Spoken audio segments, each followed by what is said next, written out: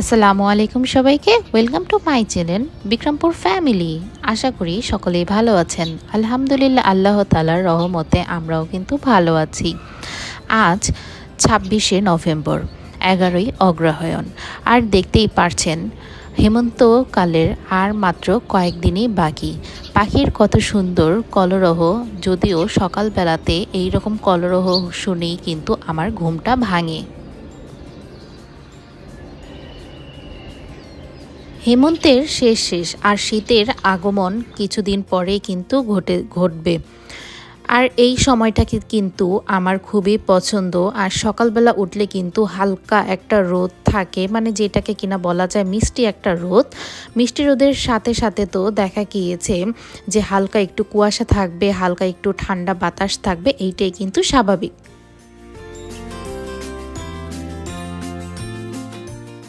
প্রতিদিনের মতন আজকেও আপনাদের সাথে শেয়ার করব আমার ডেইলি রুটিন, যেটা দেখতে কিনা আপনারা খুবই স্বাচ্ছন্দ্য বোধ করেন আর আমার কাছে খুবই ভালো লাগে। যারা যারা আমার রিসেন্ট ভিডিওগুলোতে কমেন্ট করেছেন তাদের জানাই অসংখ্য ধন্যবাদ।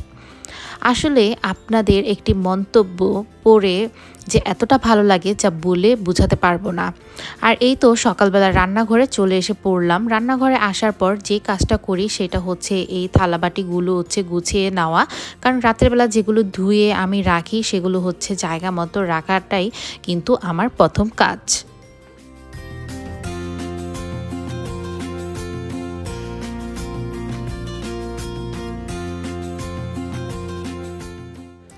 আমি মূলত সকালে ঘুম থেকে উঠেছি আর ওঠার পর হচ্ছে আজকে আফরা বাবা চলে গিয়েছে দোকানে, কারণ আজকে তার একটু কাজ ছিল, তাই সকালবেলায় চলে গিয়েছে।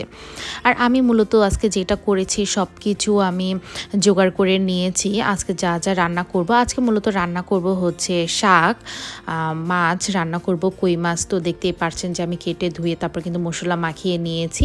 ডাল ভাত এগুলো তো হবেই, মানে সব কিছু আমি জোগাড় করে নিয়েছি যাতে রান্না করতে গেলে আমার ঝটপট করে রান্নাটা হয়ে যায়। আর সকালবেলা তো আমাদের মা মেয়ে দুইজনে নাস্তা করতে হবে, তাই আমি আলু সিদ্ধ দিয়ে দিয়েছি। আর এই আলু দিয়ে কি করা যাক সেটাই কিন্তু আজকে আপনাদের সাথে শেয়ার করব।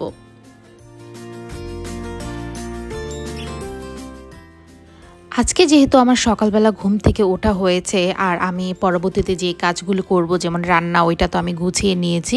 আর এখন এক কাপ কফি নিয়ে আমি চলে এসে পড়লাম হচ্ছে আমার বেডরুমে, কারণ আমার মেয়ে কিন্তু এখন পর্যন্ত ঘুম থেকে ওঠেনি। আর ও যতক্ষণ পর্যন্ত না ঘুম থেকে উঠবে ততক্ষণ হচ্ছে আমি সকালবেলা পড়ে নিব। কারণ আপনারা রিসেন্ট আমার ভিডিওতে যারা যারা দেখেছেন তারা কিন্তু জানেন যে আমি একজন গৃহিণীর পাশাপাশি একজন স্টুডেন্টও, মানে আমার পড়াটা আমি চালিয়ে যাচ্ছি। যদি আমার সামান্য কিছু গ্যাপ ছিল সেটা আপনাদের নিয়ে অবশ্যই আপনাদের সাথে শেয়ার করব কেনই বা গিয়েছিল। আর এই তো এক কাপ কফি যে সকালবেলা এতটা পরিমাণে এনার্জি যোগায়, তাও আবার আমার পড়ার আগে। 1.5 ঘন্টা পড়ার পর আমি চলে এসেছি সকালের নাস্তাটা বানানোর জন্য। আজকে মূলত সকালের নাস্তায় বানাবো হচ্ছে আলুর পরোটা। অনেকেই হয়তোবা অনেকভাবে আলুর পরোটা বানিয়ে থাকেন, কিন্তু দেখুন আজ আমি অন্য স্টাইলে একটু আলুর পরোটা বানাই। আর এই তো সামান্য পরিমাণে হচ্ছে তেল দিয়ে এটার মধ্যে পেঁয়াজ, কাঁচামরিচ, লবণ আর হচ্ছে আমি একটু জিরা গুঁড়া দিয়ে দিলাম। আর এখানে হচ্ছে মূলত আমি আলুটাকে এগুলোর সাথে হচ্ছে ভালো করে মিক্সড করে নিব। আর আলুটা কিন্তু আমি পুরোপুরি ইউজ করছি না, কারণ এইটা হচ্ছে আমার জন্য। আর আমার মেয়ে মূলত হচ্ছে কাঁচামরিচ, পেঁয়াজ এগুলো কিছুই খাবে না। ওটার মধ্যে শুধু আমি মানে অল্প পরিমাণে একটু জিরা গুঁড়া আর হচ্ছে পরিমাণ মতো লবণ দিয়ে কিন্তু ওর পরোটার জন্য আমি একটা ডো তৈরি করে নিব।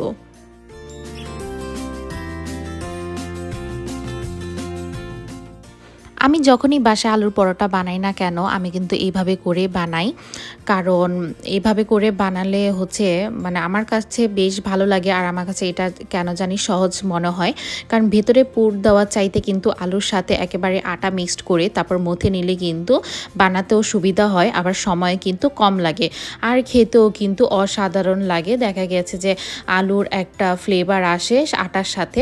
আর এই তো আমার মেয়েরটা প্রথমে মথে নিয়েছি, এরপর হচ্ছে আমার জন্য আমি মথে নিচ্ছিলাম। আমি যেহেতু 2টা পরোটা বানাবো তাই সেই অনুপাতে কিন্তু আমি ডোটা বানিয়ে নিচ্ছিলাম।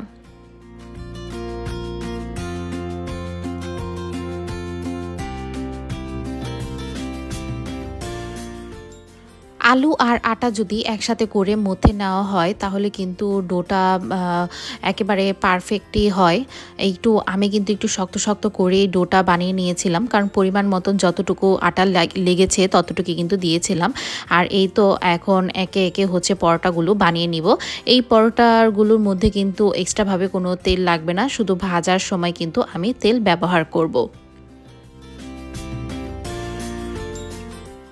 ভিডিওর এই পর্যায়ে আপনাদের একটু স্মরণ করিয়ে দিই, আমার ভিডিওটি যদি আপনাদের কাছে ভালো লেগে থাকে তাহলে অবশ্যই একটি লাইক দিবেন এবং একটি মন্তব্য করতে ভুলবেন না। চ্যানেলটির পাশেই থাকবেন।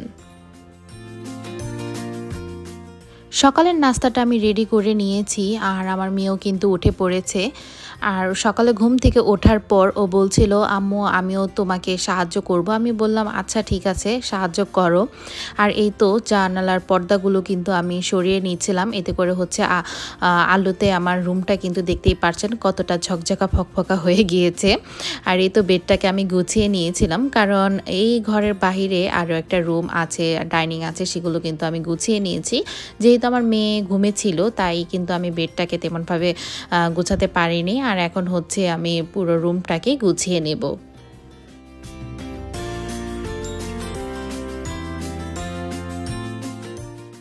দিনের বেলাতে বেডের ওপরেই কিন্তু আমার পড়ার বই খাতা দুইটাই থাকে। দেখা গিয়েছে যে আমি যখনই সময় পাই একটু করে বসি আবার উঠে যাই, কারণ এইভাবে করেই কিন্তু আমার পড়ালেখাটা চালিয়ে যেতে হবে, কিছু করার নেই। এটা হচ্ছে নিজের ইচ্ছার মধ্যে হচ্ছে সব কিছু, কারণ যতটুকুই সময় পাই না কেন দেওয়ার চেষ্টা করি সংসারের পাশাপাশি নিজের ক্যারিয়ারের জন্য। আর এই তো রুমটা গুছিয়ে নেওয়ার পরে দেখতেই পারছেন কতটা সুন্দর করে আমি গুছিয়ে নিয়েছি। আর মেয়ে কিন্তু টিভি ছেড়ে বসে পড়েছে। এই রকম শীতের দিনে কার বাসায় এমন করে ফ্যান চলে তা অবশ্যই আমাকে কমেন্ট করে জানাবেন। আর এই তো মা মেয়ে দুইজনই এসে পড়লাম হচ্ছে আমরা ডাইনিং টেবিলে। আর আজকে মূলত আমরা হচ্ছে সকালের নাস্তায় পরোটা খাবো। আর পরোটাগুলো কিন্তু আমি হালকা তেল দিয়ে তারপর ভেজে নিয়েছি। আর ওর কাছে পরোটা খাওয়াই মানে হচ্ছে সস দিয়ে খাবে, মানে ওর কাছে অনেক নাকি ভালো লাগে। আর বিশেষ করে হচ্ছে আলুর পরোটাটা যখন ও খেতে বসছিল তখন আমাকে বলছিল, আম্মু চিজ দিয়েছো? আমার কাছে না ভুলেই গিয়েছিলাম যে ও রাতের বেলা আমাকে বলে রেখেছিল আলুর পরোটা খাবে, সেই জন্য মূলত আমি সকালে উঠে আলুর পরোটা বানিয়েছিলাম। আর আমার চিজ দেওয়ার কথাটা আসলে আমি ভুলেই গিয়েছিলাম। যাই হোক, আমি অন্য আরেকদিন বলছিলাম যে অন্য আরেকদিন আমি তোমাকে চিজ দিয়ে বানিয়ে দেব। আর এই তো আমি হচ্ছে সিজন সস দিয়ে খাবো, কারণ আমার কাছে এই সসটা ঝালের কারণে হচ্ছে অনেকটাই ভালো লাগে। আর যেহেতু একটু ঝাল ঝাল পরোটা বানিয়েছিলাম সেইটার সাথে কিন্তু পারফেক্ট কম্বিনেশন হচ্ছে সিজন সস।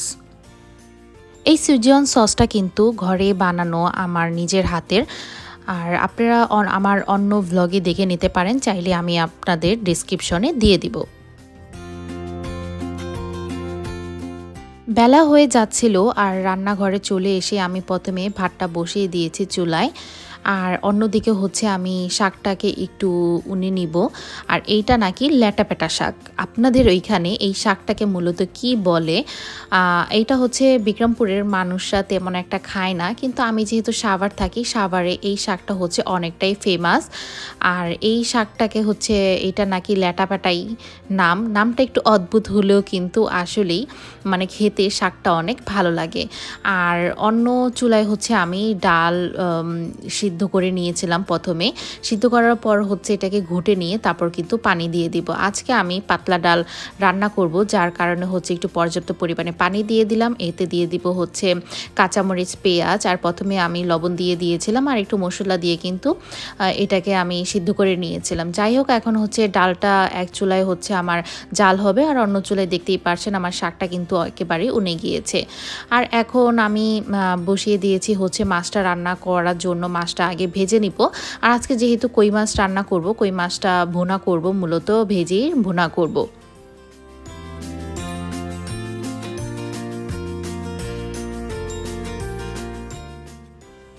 পাতলা ডালের সাথে আজকে আমি দিয়ে দিচ্ছিলাম হচ্ছে এক ফালি আমের টুকরা।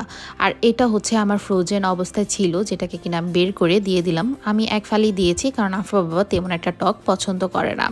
আর এই তো মাছগুলো কিন্তু উল্টিয়ে নিচ্ছিলাম। মাছগুলো আমার ভাজা হয়ে গেছে এক পাশ, আর অন্য পাশটা আমি ভেজে তারপর তুলে নিব।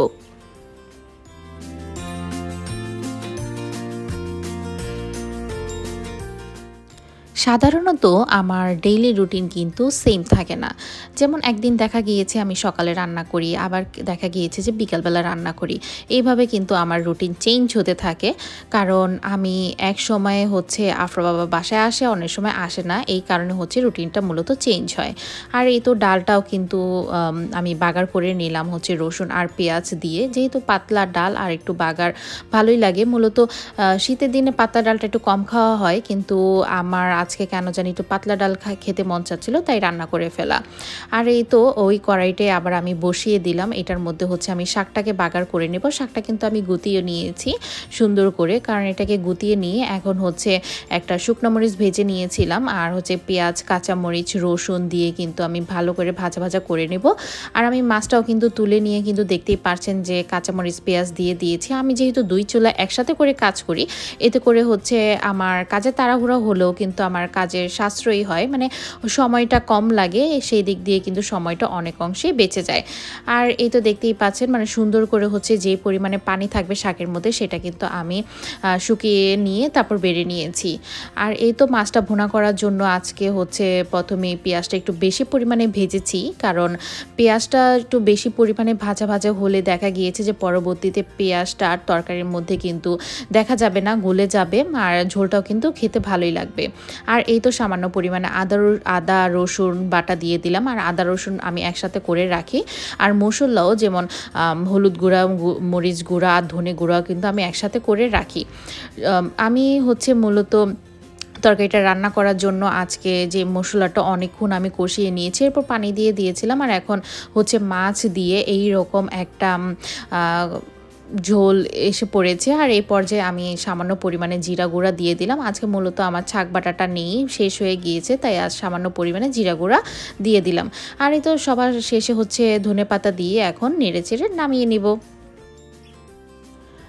আজকের দুপুরবেলা আপনাদের ভাইয়া খেতে এসেছে বাসায়, আর সাথে করে দোকান থেকে একজন নিয়েও এসেছে।